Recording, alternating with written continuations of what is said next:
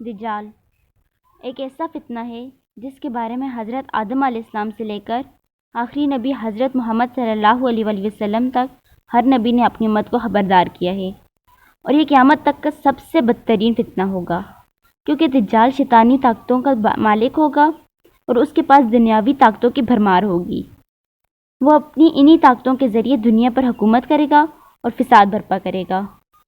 وہ کوئی بھی ایسی عجیب و غریب مخلوق نہیں ہوگا کہ جسے دیکھتے ہی لوگ ڈر جائیں گے، بلکہ وہ صرف عام انسانوں کی طرح دکھنے والا ہوگا، لیکن اس کی ایک ہی آنکھ ہوگی اور اس کے ماتھے پر کاف فار راک یعنی کافر لکھا ہوگا۔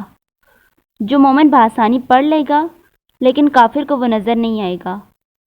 وہ دنیا میں 40 دن تک سفر کرے گا۔ 40 دنوں میں سے سب سے پہلا دن 1 سال کے برابر ہوگا، دوسرا دن 1 مہینے کے برابر ہوگا، جبکہ تیسرا دن 1 ہفتے کے، اور باقی کے دن عام دنوں کے حساب سے ہی ہوں گے، جو کہ پورے 1 سال اور 2.5 مہینے بنتے ہیں۔ آپ صلی اللہ علیہ وآلہ وسلم نے فرمایا کہ دجال ایک گدھے پر سوار ہو کر آئے گا، اور جو اڑتا بھی ہوگا اسے دنیا کی ہر زبان آتی ہوگی۔ اور میں نے سنا ہے کہ جاپان میں ایک ایسی ڈیوائس بن چکی ہے جس میں آپ جو بھی کہیں گے وہ ڈیوائس اس زبان میں ٹرانسلیٹ کر دے گی جس زبان میں آپ چاہتے ہیں۔ اللہ بہتر جانتا ہے کہ اس کے پاس کون کون سے طریقے ہوں گے لوگوں سے بات کرنے کے۔ خود کو خدا کہے گا، لوگ پوچھیں گے کہ تم کیسے خدا ہو، تو وہ اپنی طرف سے چند معجزے دکھائے گا۔ وہ بارشیں برسائے گا اور روکے گا، جیسا کہ آج بھی چند ممالک میں ہو رہے کیمیکل کے ذریعے بارشیں برسائی بھی جاتی ہیں اور روک بھی لے، اور اس وقت کے لوگ اس کی خدائی پر یقین بھی کریں گے۔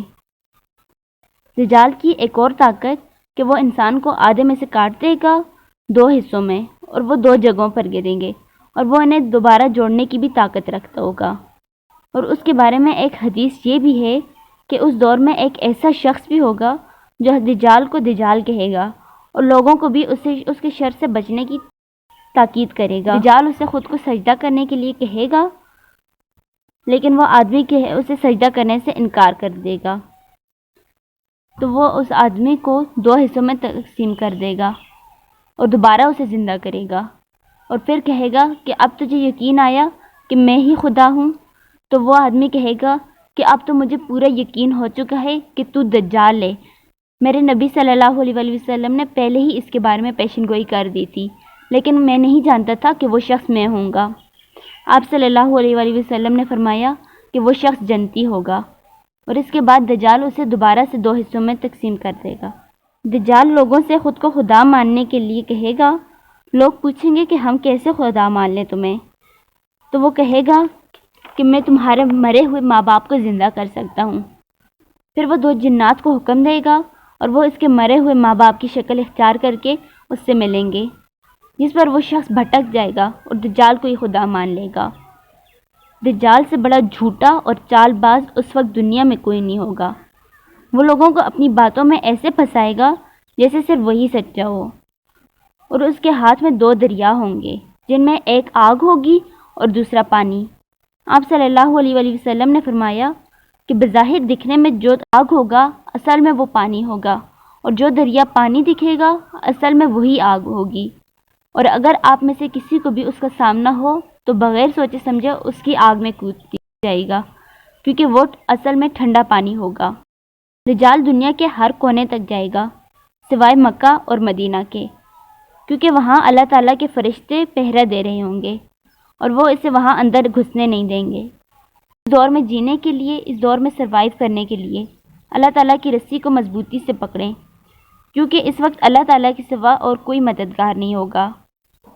صحابہ کرام رضی اللہ تعالیٰ عنہ نے پوچھا کہ اس وقت ہماری ڈھال کیا ہوگی؟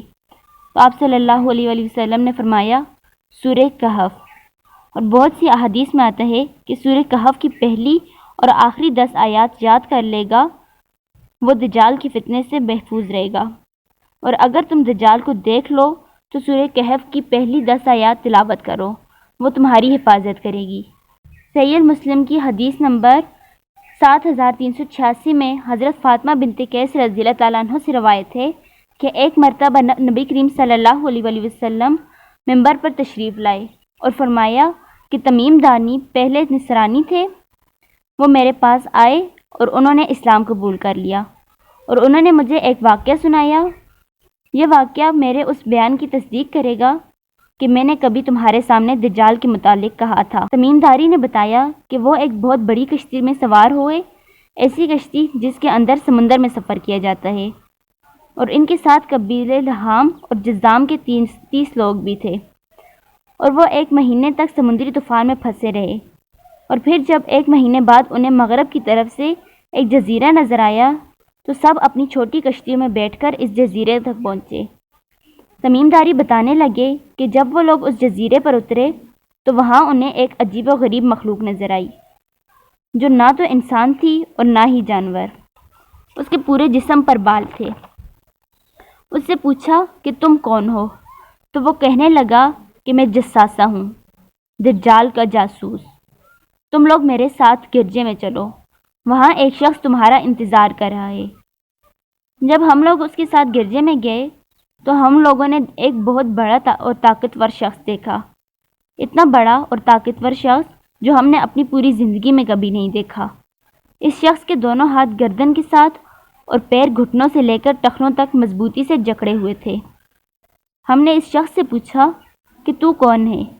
جس پر اس شخص نے کہا کہ آخر تم لوگوں نے میرا پتہ چل ہی گیا، اب تم لوگ بتاؤ کہ تم کون ہو۔ ہم نے اسے بتایا کہ ہم عرب کے لوگ ہیں اور سمندری طوفان میں پھنس کر ادھر آئے ہیں۔ اس نے ہم سے پوچھا کہ بتاؤ فلسال کی کھجوروں کا کیا حال ہے، وہاں پھل آتا ہے؟ تو ہم نے کہا کہ ہاں آتا ہے۔ تو وہ بولا کہ وہ وقت بہت قریب ہے جب اس میں پھل آنا ختم ہو جائے گا۔ پھر اس نے کہا کہ بحر کبریہ کے بارے میں بتاؤ کہ وہاں پر پانی ہے؟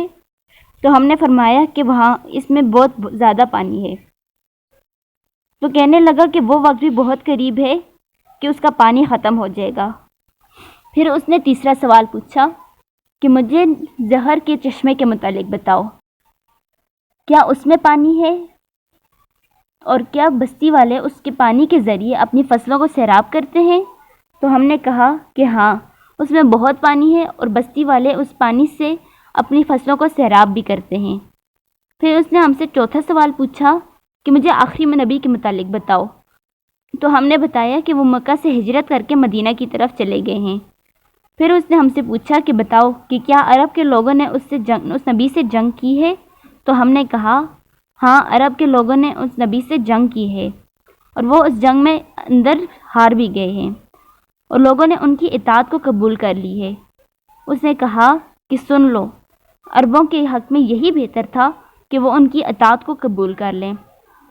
اور اب میں تمہیں اپنے بارے میں بتاتا ہوں، میں دجال ہوں، اور وہ وقت بہت قریب ہے کہ جب مجھے یہاں سے نکلنے کی اجازت مل جائے گی۔ اس نے کہا کہ میں یہاں سے نکل کر 40 دن کے اندر اندر پوری زمین کا چکر لگاؤں گا، اور پوری زمین کے اندر کوئی بستی بھی ایسی نہ ہوگی جہاں میں داخل نہ ہوں گا، سوائے مکہ اور مدینہ کی طرف، کیونکہ ان 2 جگہوں پر مجھے داخل ہونے کی اجازت نہیں ہوگی۔ نبی کریم صلی اللہ علیہ وسلم نے اپنا اصحاب منبر پر مارا اور کہا یہ طیبہ ہے، یہ طیبہ ہے۔ میں تم لوگوں کو یہی بتایا کرتا تھا کہ دجال نہ شام کے سمندر میں ہے اور نہ ہی یمن میں، بلکہ وہ مشرق میں ہے، اور اپنے ہاتھ سے مشرق کی طرف اشارہ کیا۔ حضرت تمیم داری اور ان کے ساتھیوں کی ملاقات دجال سے جس جزیرے پر ہوئی تھی اس کی معلومات آج تک کسی کو بھی نہیں ہے۔ اللہ ہم سب کو اس فتنے سے اپنی امان میں رکھے، آمین۔